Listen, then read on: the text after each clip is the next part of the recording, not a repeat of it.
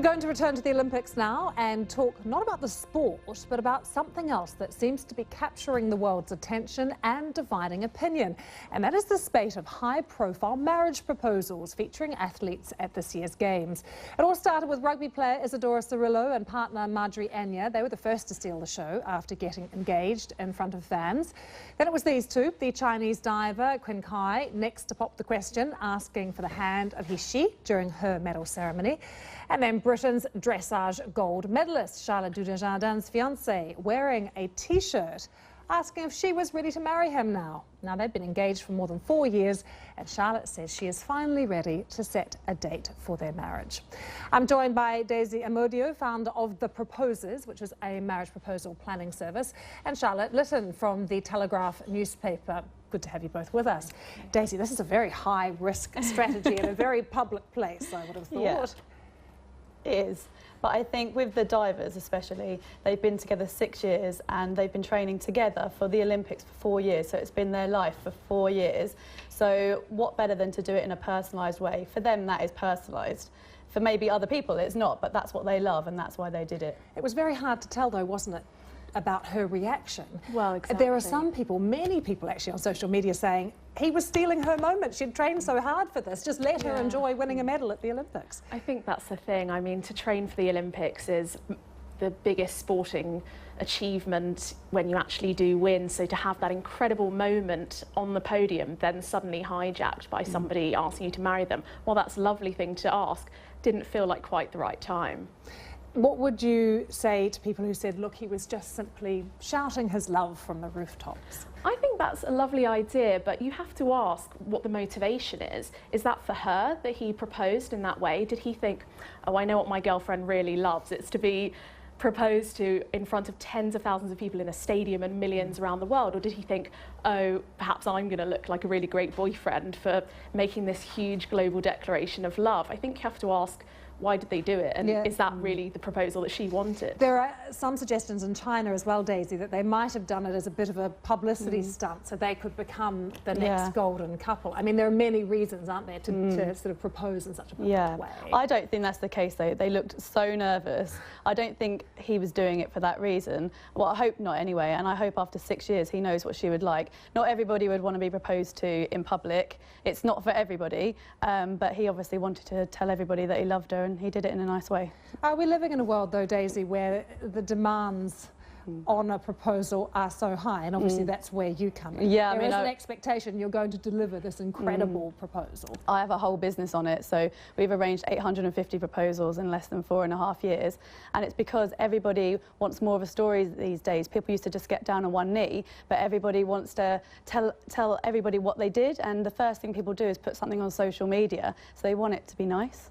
What do you think of that, then, Charlotte? It's interesting, isn't it, that people want a story. It's not enough to say, oh, the person I love more than anything in the world has got down on one knee and asked me to spend the rest of their life, my life, with them. It's about, oh, what's going to look good in a few minutes' time when we post it and have 100 likes, 200 likes? Where do we say, okay, well, this was good enough because it got 5,000 shares? Yeah, so do you think social media is responsible for a lot of this? In a way, yes. I mean, I don't know that it's responsible, but it's certainly the culture we live in now. We want to share everything, and we do measure things, and important things, like getting married, in shares and likes and how many people comment. And if that does overtake the sentiment a person feels towards another in something like a proposal, I think that's a little bit sad. Daisy, how do you ascertain that both parties are going to enjoy this moment? Yeah, we've had people that come to us and said, I want to do something in the middle of Times Square, but my girlfriend is shy and timid. We say, don't do it. She's not going to like it. It's not fair. You need to do something that that person is going to like. And what about the pressure then to have an incredible wedding? Because if you've had this amazing proposal, I mean, what next for these couples? They really are going to have a public wedding. Everyone is going to want pictures of these 3 weddings now as a follow-up almost. Oh, of course. And actually, we take photos and videos of every proposal and they show it at their wedding, and people just like happiness. And you see at the Olympic Stadium, everybody was clapping and everybody was overjoyed. People like to see things like that. But you're not surprised by the fact that there's actually been a backlash, particularly with the divers? Not at all. I mean, having written the piece, so many people have come up and spoken to me or tweeted about the fact that actually they know a couple who were involved in a very public proposal, and what we don't necessarily think about is there's a lot of pressure. If somebody asks you a question in front of a large group of people, even if it's something silly, you're much more prone to say yes because of that expectation of others. You don't want to let people down. So have you had people say they accepted because it was public and then backed out? Exactly. So I just saw a tweet yesterday which said I was proposed to in a public place and loads of people were watching. I said yes. We broke up 18 months later. In my piece, I also spoke to a person who had gone to this quite bizarre proposal that ended up being in front of all the girls' friends.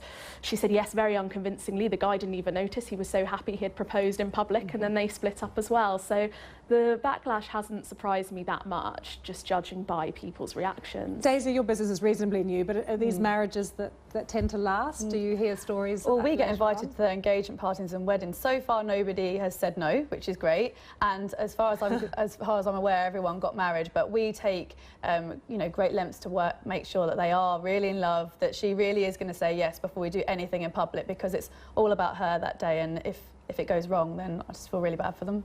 And in terms of the Olympics, just quickly to both of you, do you think this can't be the end of it? There was been one already today. On the beach, yeah. wasn't Yes, it? exactly. So certainly not. It's the way to do Rio 2016, apparently.